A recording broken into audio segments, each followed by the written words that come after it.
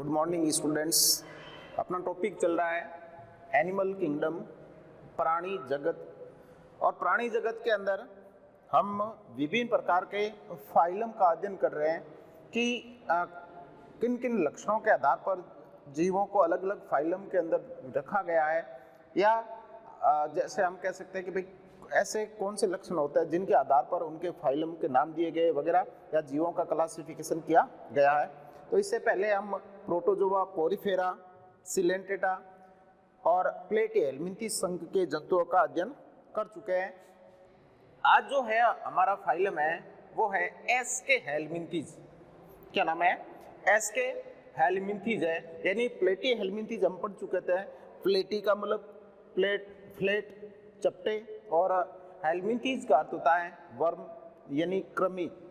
तो प्लेटिहेल्मिन्थीज के अंदर हमने पढ़ा था कि जो जीव चपटे होते हैं, पृष्ठधर सतह से चपटे होते हैं, तो उन्हें हम किस में रखते हैं? प्लेटिहेल्मिन्थीज के अंदर रखते हैं। जबकि एस्के हेल्मिन्थीज संघ जो है फाइलम एस्के हेल्मिन्थीज है, इनके अंदर हम किन जीवों को रखते हैं? या हम कह सकते हैं कि एस्के हेल्मिन्थीज है, इस वर्ड का शाब्दिक अर्थ क्या है? तो जो एस्कोस अर्थ होता है, जिसका अर्थ होता है हम कहेंगे गुहा। क्या कहेंगे? गुहा। और हेल्मिन्थीज यानी वर्म, कृमि रूपी। अर्थात इस संघ के जो जीव होते हैं उन्हें हम क्या कहेंगे? इन्हें गुहाकर्मी कहते हैं। क्या कहेंगे? गुहाकर्मी कहा जाता है।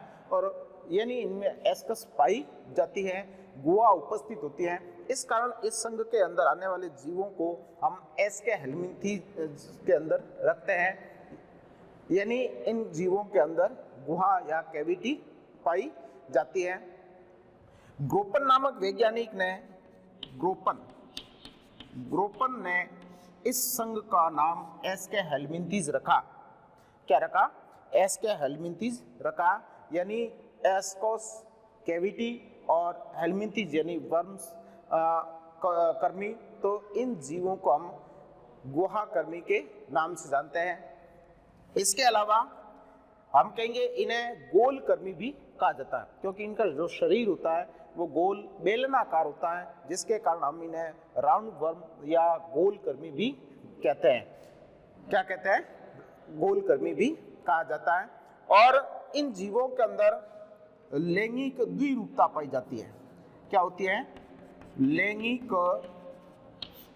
द्विरूपता भी पाई जाती है।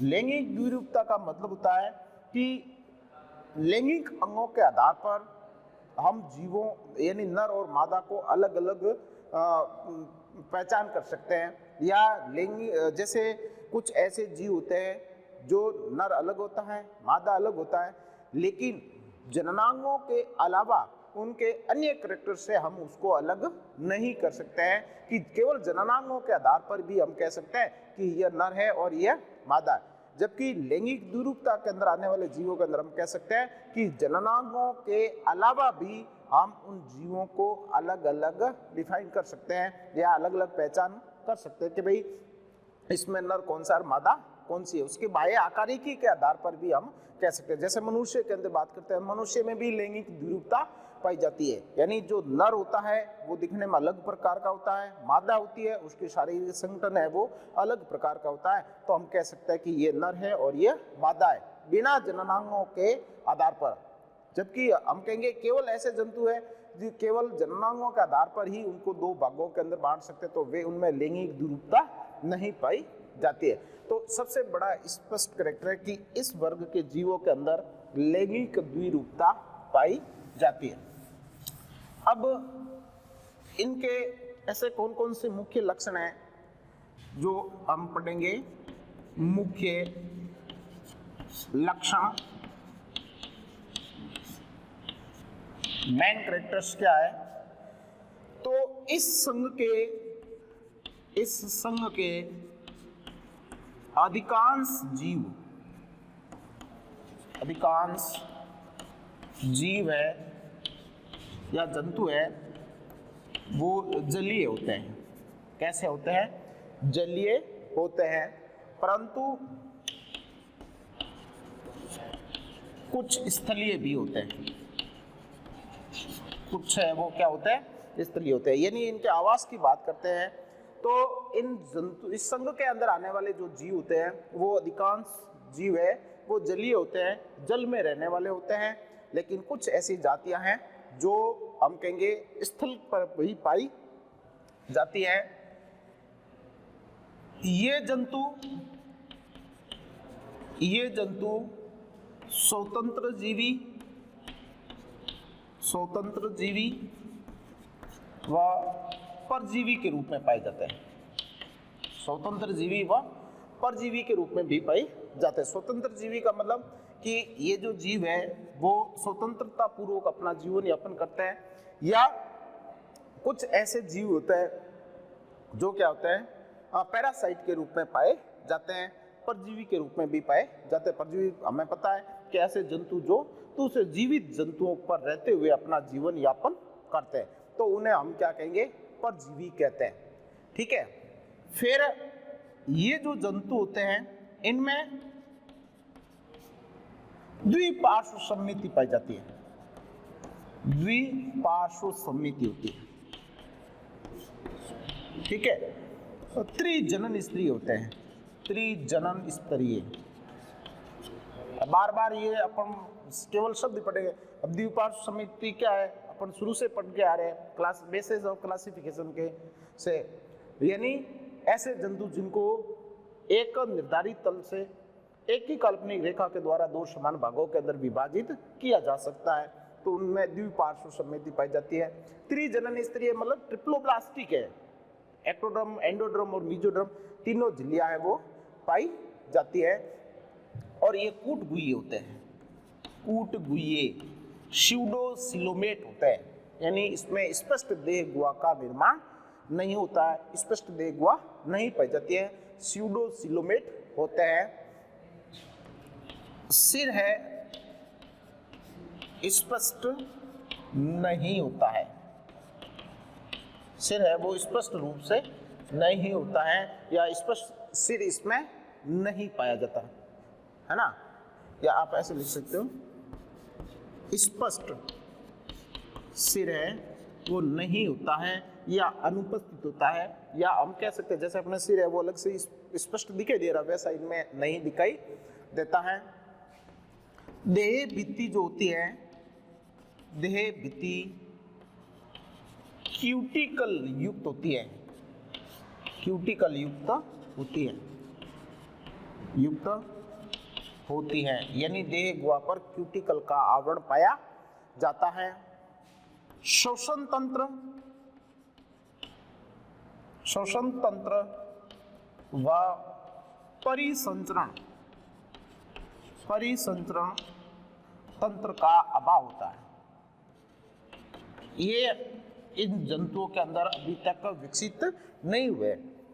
जैसे जैसे आगे बढ़ते जाएंगे यानी जीवों की जो संरचना वो सरलता से जटिलता की ओर बढ़ रही है ना, तो हम कहेंगे इस एस्के एलिमेंटी संघ के जीवों के अंदर श्वसन तंत्र अभी तक विकसित नहीं हो पाया है। ब्लड सर्कुलेटरी सिस्टम जो होता है या सर्कुलेटरी सिस्टम है वो भी इनमें नहीं पाया जाता है, या हम कहेंगे उपस्थित नहीं होता है शरीर में। और शरीर में गोलाकार होता है, गोलाकार होने के कारण इसको हम क्या कहें, गोलकर्मी कहते हैं या राउंड वॉर्म कहा जाता है। आहार नाल पूर्ण यानी मुख से गुदा तक फैली रहती है, मुख से लगाकर गुदा तक है वो आहार नाल पाई जाती है। आहार नाल है वो विकसित होता है। उत्सर्जन है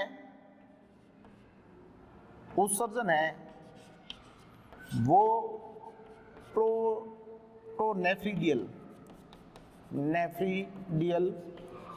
द्वारा होता है, ठीक है। और विशिष्ट कोशिकाएं होती है, विशिष्ट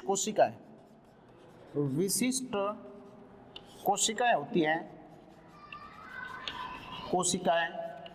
जिन्हें हम रेनेट कोशिकाएं कहते हैं। क्या कहेंगे, रेनेट कोशिकाएं। जैसे प्लेटी एल्मिंथीज के अंदर हमने पढ़ा था ज्वाला कोशिकाएं पाई जाती है, फ्लेम सेल्स प्रेजेंट रहती है, तो वैसे के वैसे इनमें है वो रेनेट कोशिकाएं पाई जाती है जो उत्सर्जन का कार्य करती है। या उत्सर्जन में प्रश्न पूछा जाता है कि इसमें एस्केलेमिथीज संघ के जीवों के अंदर उत्सर्जन तंत्र में कौन सी विशिष्ट कोशिकाएं पाई जाती हैं, तो अपना क्या हो जाएगा, रेनेट कोशिकाएं हो जाएगी। प्लेटिहेल्मिंथीज का पूछते हैं तो उनमें हमें पता है इसमें फ्लेम सेल्स पाई जाती हैं। उसके बाद में अगला अपन बात करते हैं कि रेनेट कोशिकाएं पाई जाती हैं और तंत्रिका वलय के रूप में मस्तिष्क पाया जाता है। तो मस्तिष्क है वो एक नर्व रिंग के रूप में उपस्थित होता है, ठीक है। जनन तंत्र है, जनन तंत्र पूर्ण विकसित व जटिल प्रकार का होता है, कॉम्प्लेक्स टाइप का होता है। या फिर परिवर्तन जो होता है, परिवर्तन जो है वो प्रत्यक्ष व अप्रत्यक्ष प्रकार का होता है। परिवर्तन प्रत्यक्ष व अप्रत्यक्ष प्रकार का होता है। तो ये जो इसमें जो इन जीव है, एस्केलेमिथीज जीव है, उनके हम कहेंगे लक्षण पाए जाते हैं। फिर हम एग्जाम्पल की बात करते हैं तो एस्केरिस जिसको हम गोलकर्मी कहते हैं, क्या कहेंगे, गोलकर्मी कहते हैं, ठीक है। एक होता लोआ जिसको हम नेत्रकर्मी कहते हैं, नेत्रकर्मी कहा जाता है। एस्केरिस हो गया, लोआ। फिर एक होता ट्राइक्यूरिस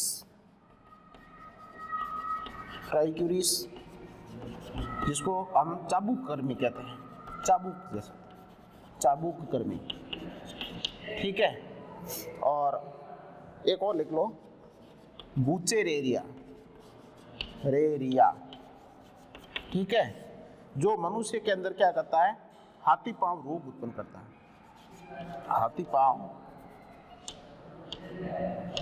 पांव रोग उत्पन्न करता है। बुचेरेरिया ब्रैंकोप्टाई जो होता है, यानी इसमें जो पांव है होता है मनुष्य का, वो ऐसे सूज हाथी के जैसा हो जाता है, तो जिसको हाथी पांव रोग कह जाते हैं। तो ये जो जीव आते हैं, इन जीवों को हम एस्केलेमिथीज के अंदर रखते हैं। बाकी अगला जो फाइलम है नेक्स्ट क्लास के अंदर पढ़ेंगे।